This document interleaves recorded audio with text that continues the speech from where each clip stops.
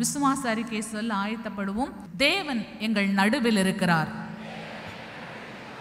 எங்களை ஒரு குறைவில்லாமல் தினமும் நடத்துகிறார். தேவன் என் வாழ்வில் எண்ண முடியாத அதிசயங்களை செய்கிறார்.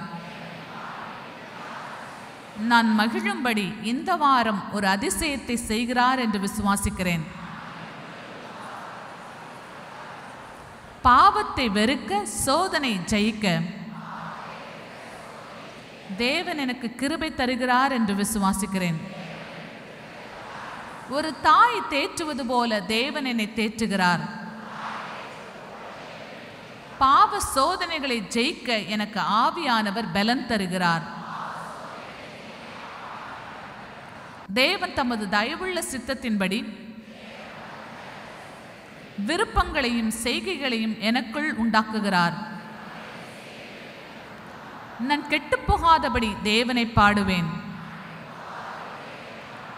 தேவன் என் காலடிகள் வழுவாதபடி என்னை காக்கிறார். என் கால்களை கண்மலையின் மேல் உயர்த்துவார். நான் தேவனுக்கு பிரியமானவள். நான் தனித்து வாசம் பண்ணுவேன். தேவன் என்னை விசேஷமாக்குகிறார். தேவன் என்னை நிரப்புகிறார். என் பாத்திரம் நிரம்பி வழிகிறது. என் ஜீவனுள்ள நாளெல்லாம் நன்மையும் கிருபையும் என்னை தொடரும். இயேசு கிறிஸ்துவின் உயிர்த்தெழுந்த வல்லமை என்னை உயிர்ப்பிக்கிறது. தீங்கு என்னை அணுகுவதில்லை.